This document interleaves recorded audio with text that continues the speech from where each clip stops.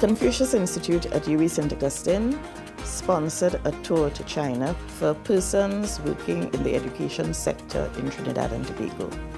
This tour is open to persons at any level from tertiary to preschool, and it allows participants to understand China, not just traditional and modern China, but very specifically how education works in China by interacting with their peers. I was privileged to be able to go on the Confucius Institute tour. We toured Beijing as well as the Shandong province, and it was indeed a completely eye-opening experience. I wanted to go because my work is in Caribbean women writers, and of course we have an interest in the ancestral cultures of the Caribbean, because many of our writers are hyphenated. They are Trinidadian, Afro-Trinidadian, they're Chinese, Caribbean, with our complex culture, we live in the hyphens, and there's a sense in which we would not be able to fully understand where we have come from until we explore something of the ancestral culture. So this was the opportunity that I had, and it turned out to be a tremendous eye-opening experience. When I saw the advertisement in the newspaper with the opportunity to go to China, I said yes. I remember telling my husband, I said, boy, this is such a wonderful thing. You know what? I will apply. If I get through, well, fine. And if not, well, it's just not for me to go. And the main reason I wanted to go is because my great-great-grandparents were from China. And I thought it would have been a wonderful opportunity to kind of get to see this place. To be honest, it was never a dream of mine. But when I saw the ad, I just thought, good opportunity, and I decided I'd try for it.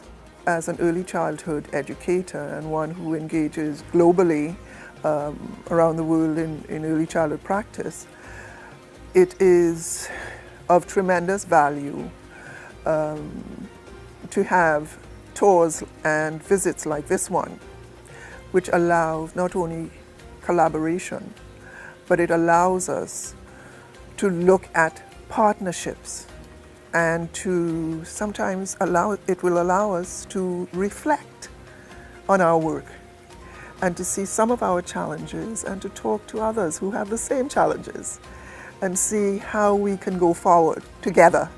This trip to China was truly memorable. I have no regrets whatsoever. It was a beautiful experience. We had a lovely group of people to travel with, great guides, and Professor Tang and Danny. I would encourage anybody who has the opportunity to take it. It was just surreal. I can't explain it any other how. It was memorable, the things we did, the places we visited, the people we met, the scenery, the historical and cultural value. There's nothing that could compare to it. I love to travel, so this was a perfect opportunity. I'm a foodie. I like meeting new people, so everything was just intertwined into one. China is a beautiful, interesting and dynamic place culturally in terms of, I got to see one of the wonders of the world, the Great Wall of China, Taishan Mountain. There's nothing that could compare to that experience. One of my most memorable experiences in China would have been going to the Great Wall. Having been there, being able to say that I've been to one of the 7 wonders of the world was really awesome, as well as the fact that being there, the people were so warm and everyone clamoring, can we have your picture, can we have a picture with you? That was quite memorable. Another memorable experience was I took a little stroll one night, not too far from the hotel, and was able to witness park dancing and Tai Chi in the hall or the square of a university, not too far from the hotel where we were staying. And to see the subtle movements of the Tai Chi master, I would say, was quite breathtaking, taken aback, everything. I took the opportunity to go because, left to myself, it might just remain a dream. And I really like to experience, different cultures. One of my main interests is the study of international relations, and there is some level of interest, there for me. And we went. It was a remarkable trip. It was a very long journey. And, we visited several key institutions. One of the main or most memorable thing for me was when we visited that, I think it was a nursery school, and the children performed a little bit of martial arts. We were fortunate to have children actually in the classroom on that day. And they performed for us, they engaged with us, and it is wonderful, I'm sure, even for the rest of the team, to see children in their development and how international it can be in terms of children wanting to engage with you, seeing the kinds of work that we uphold as quality standards.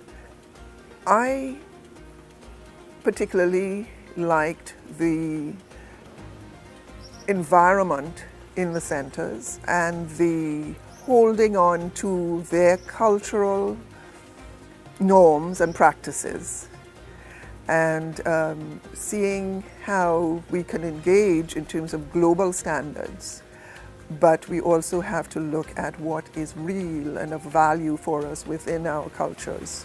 The Chinese material culture is extremely rich.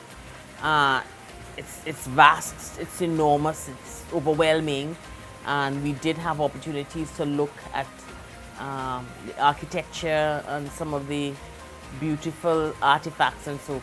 But for me, it was the people.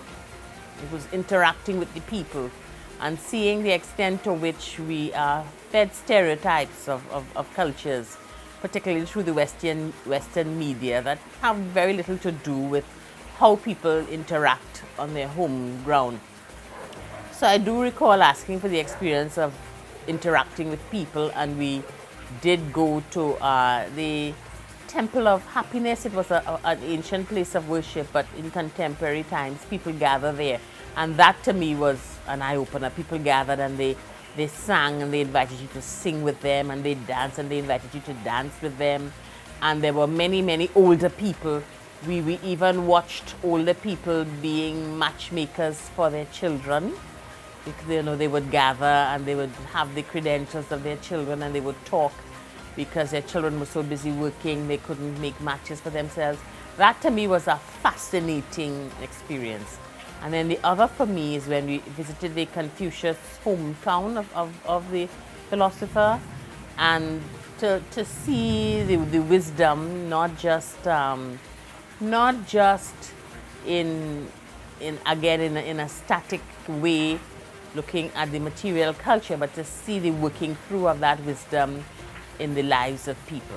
While I enjoyed going to the Great Wall of China, and it was phenomenal, I think for me, and a lot of us, we did talk about it after, the Taishan Mountain. It was an unexpected addition to the itinerary, but to me it was almost like a spiritual experience. There was something about climbing that mountain. We climbed it in phases, the cable car experience, just being together, that whole reaching the top of it, it was just very, there are no words to describe that experience. So for me, that is one of the things that stands out about the entire trip, that journey of the Taishan Mountain. One thing that stood out to me was when we went to the Chinese Agricultural University. They told us that their education system has pulled from all education systems in the world, and their culture as well. Even though they stick to what they believe in, they take pieces and little tidbits of each culture and try and incorporate into their own. So I think that was the most memorable thing, and the thing I'll take the most out of the trip. On an educational level, in terms of academia, in terms of if you're interested in knowledge and cultural experience intertwined from other cultures, this was ideal, because each one of us, we come from different spheres in the university and education at different levels, and there was a item on each part of the itinerary that facilitated that. Like being a librarian, I got to visit a university, speak with the director. I mean, we had language barriers. She understood English to a reasonable amount, but it was still nice to see how they did things in that part of the world as compared to how we do it at the Alma Jordan Library. As well as other people were able to come into my field. So the rest of the group, they were able to sit around the table and experience that side of library science and visiting a library. So all of us shared in each other's experiences and had that interchange of different spheres of academia. So that was quite interesting and quite useful and quite practical. I would encourage other educators to do the tour because there's nothing like seeing for yourself. The experiential was extremely rich, and I don't know that I could have read in order to understand what I saw in a very short time. I would also encourage, because it's a fantastic tour, we systematically ate our way through all of the cuisines of China, and the sheer diversity of the place. Nothing will blow away stereotypes than having this kind of experience and seeing and knowing for yourself.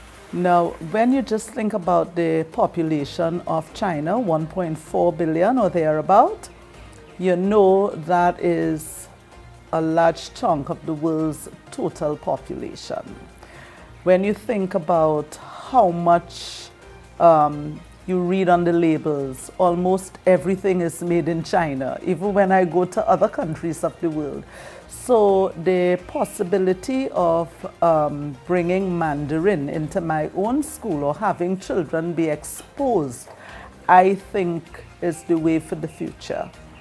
And therefore, as an educator, I think it is important to shed some light on that Asian country, because it's definitely going to be part of the future of the Caribbean and the world.